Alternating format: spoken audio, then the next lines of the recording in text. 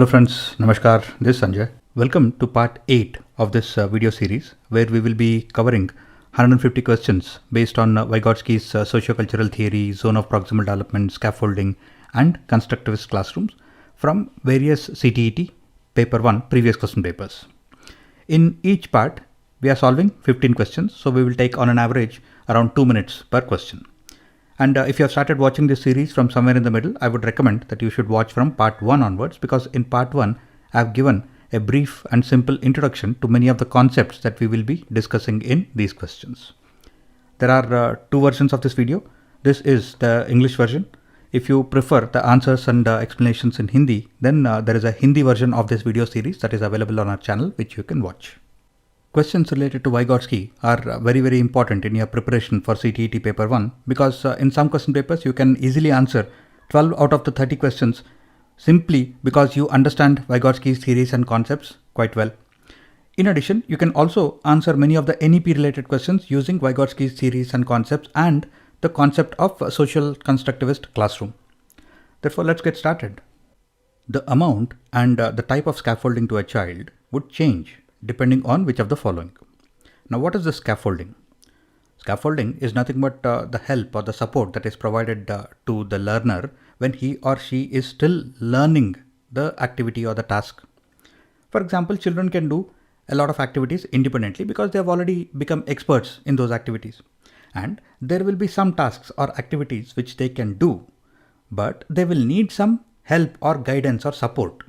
So that help, guidance or support is scaffolding. And there will be some tasks which the children cannot do at this point in time. Those are future learning. Now, what kind of amount of support or the type of scaffolding or support that is required will depend on what is the current capability level of the child.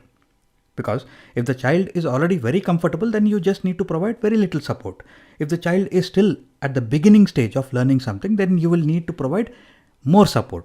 Therefore, the level of the child's performance, that is, what is the child's current level of performance, will decide what is the type of scaffolding or support that you need to provide and what amount of scaffolding you need to provide. Therefore, option 3, that is level of the child's current performance, that is the correct answer. The concept of zone of proximal development has been proposed by whom? Very simple question. The obvious answer is Lev Vygotsky, because zone of proximal development is part of Lev Vygotsky's theory. Therefore, option 4 is correct. The fact that children require culturally relevant knowledge and skills is attributed to who among the following? So, culturally relevant means which is relevant to the culture of the children or the background of the children. For example, if you are talking about food items in a classroom, and if you give the example of tacos and tortillas, then children might not be able to understand what you are trying to say or what you are speaking about, because tacos and tortillas are Mexican food items and many children might not even know what these are, right? So if you are giving an example about food in an Indian classroom, so from an Indian culture perspective, if you talk about roti or chapati or idli or dosa, then Indian children will be able to understand what you are talking about. So that is culturally relevant. Now, who among the following said that all teaching and learning, that is all the knowledge that is provided to children, should be culturally relevant? Now, if you talk about culture, then you should immediately think about Lev Vygotsky, because Lev Vygotsky's theory says that social factors, cultural factors and language are the 3 important aspects as far as the cognitive development of children goes. Therefore, the presence of the word culture should give you a clue that the correct answer here is Lev Vygotsky. The purpose of assessment is to do what? Is it to induce fear of failure? No. Is it to shame the child if the child does not do well in that assessment? No. Is it to compare the performance of the learners to each other? Partially correct, maybe, but that is not the primary motive, because you are not conducting a competition here. You are trying to assess what the child has learned or what the child has understood. Therefore, this also is not a correct answer, because even though the result of the assessment can be used to compare the children, that is not the reason for the assessment or the main purpose of the assessment. Now the last option says figure out ways to support the learners in their learning process. So the assessment will actually tell the teacher how much have the children understood and what is required to be changed in the teaching or learning process so that the children can understand whatever is being taught in a better way. Therefore, the purpose of assessment is to figure out ways to support the learners in the learning process. Now, how is this connected to Vygotsky's theory? Well, the purpose of assessment is to understand what kind of support the learners require. So this support is nothing but scaffolding. So the purpose of assessment can be to provide scaffolding to the children, and what kind of scaffolding, what type of scaffolding, what amount of scaffolding is required can be determined on the basis of the outcome of the assessment. Therefore, option 4 is the correct answer here. The teacher noticed that Pushpa cannot solve a problem on her own. However, she does so in the presence of an adult or peer guidance. This guidance is called what? Now, as per Vygotsky's theory, if the child is capable of doing something with a little help, support or assistance, then that help, support or assistance can be given by anybody. It can be an adult or it can be a peer. And that help, support or guidance is scaffolding. Therefore, the option here is scaffolding. The zone of proximal development refers to which among the following? Now, Lev Vygotsky says that there are some activities that the children can do independently, and there will be some activities that the children can do, but they will need some help, support or guidance. So that set of activities, that area of activities which the child can do with some help, support or guidance, those are in the zone of proximal development. So if you look at all the answer choices, the second option says a context in which children can almost perform a task on their own with the right level of support. In the sense, the children can perform the task, but they will need some amount of support, that is the right level of support and guidance and help. That is zone of proximal development.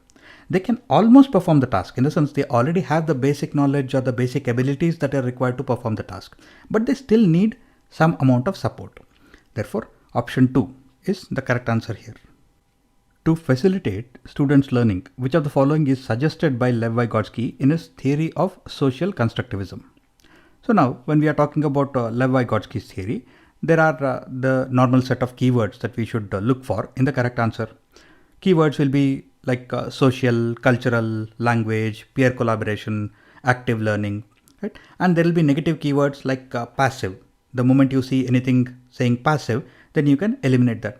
So now if you look at the answer choices, there is peer collaboration, which is a positive keyword, and there is also cultural. So the correct answer should be between these two. Now if we read through them, the first one says peer collaboration. Peer collaboration is nothing but social interaction. So this is the S out of Vygotsky's theory. So in the SCL formula, peer collaboration is nothing but S. Therefore, this is the correct answer. Now the second option says non-interference of cultural tools. That is, this option is saying that cultural tools should not be included. So that is against Lev Vygotsky's theory. Therefore, this can be eliminated. Therefore, option 1, peer collaboration, is the correct option here. To scaffold students in solving a problem, the teacher should do which of the following? So what is the scaffold? Scaffold is nothing but the help and support that you provide to the learners so that they can complete the activity on their own. They have the basic knowledge, but you are still providing them with some help and guidance. So now, how do you decide to provide this scaffolding? Do you do that by confusing the students? No. Do you just directly tell them the answer? If you're just directly telling them the answer, then you are not helping them learn. You're just giving them the answer. Therefore, this also cannot be the answer choice. Give cues that activities the relevant schemas. So if you are giving cues, that is hints, then you are supporting or you are guiding the students so that they can solve the problem on their own. So this giving cues and hints is part of the scaffolding process. Therefore, option 3 is the correct answer. The last one says split the information in disconnected chunks. If the information that you are providing is not connected to each other, then the children will anyway get confused. Therefore, option 4 is also incorrect. Vygotsky emphasized the significance of the role played by which of the following factors in the learning of children? So, when we are talking about Vygotsky, we have to think about social, cultural and linguistic factors. So here, option 3 is social factor. Therefore, this is the correct answer. Vygotsky doesn't talk about moral factors, physical factors, or hereditary factors. Vygotsky's theory implies which of the following?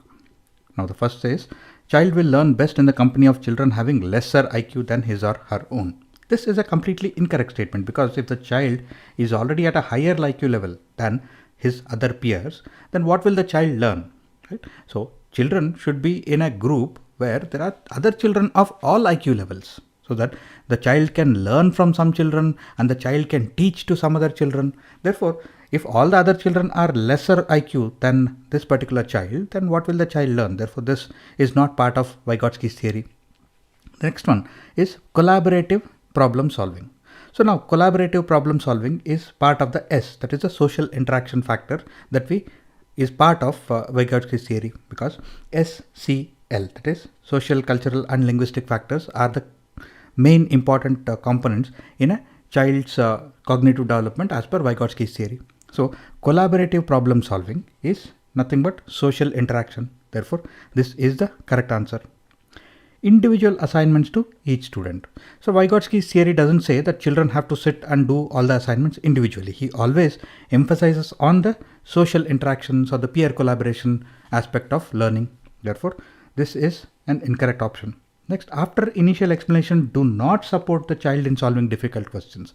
This is also incorrect, because Vygotsky says that after the initial explanation, give the child some support, help and guidance. So Vygotsky says scaffolding is very, very important in the cognitive development of children. Therefore, do not support makes this an incorrect option. Therefore, option 3 is the correct answer.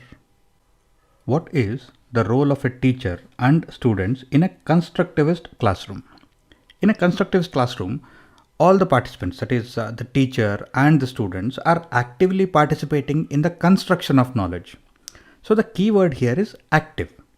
As I have mentioned many times earlier, when you are looking at any of the social constructivist questions, or when you are looking at Vygotsky's theory-based questions, then you should look at any option which says passive.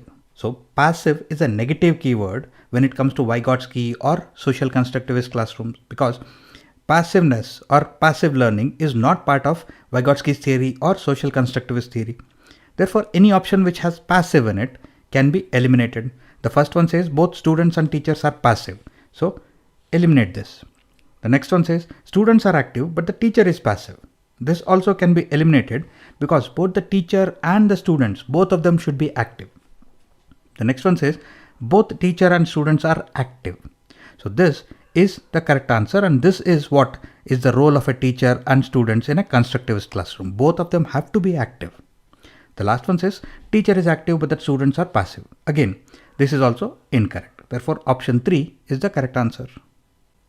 When a teacher adjusts the support offered to a child to fit the child's current level of performance and to help the child reach her zone of proximal development, the teacher is doing what? Now, the teacher is offering some support, and there are some activities that the child can do but will require some support to complete those activities. So these are the activities which are in her zone of proximal development. So what is this support called? This support is nothing but scaffolding. Therefore, when we look at all the options, option 3 says scaffolding the child. So the teacher is providing the support and adjusting the support as required for the child. Therefore, option 3 is the correct answer. When a teacher supports the child in putting together a jigsaw puzzle by giving hints and clues, she is using the construct of which of the following? Now, this hints and clues and support, these are keywords which are telling you that we are talking about Vygotsky's theory here, and we are talking about scaffolding, because the teacher is providing the support to the child so that the child can solve this puzzle. Therefore, here we are talking about scaffolding. So that is the correct answer. When adults adjust the assistance they provide to facilitate progression of the child from the current level of performance to potential level of performance, it is called which of the following? Now, this question is clearly telling us that we are talking about Vygotsky's theories and concepts. Now, the potential level of performance is nothing but the zone of proximal development, because the child has to move from the current level of performance to the potential level, that is the higher level of performance. So the adults are adjusting the assistance or the support that they are giving the child. Therefore, this support or the guidance or the help that they are giving is nothing but scaffolding. Therefore, the correct answer is option 1.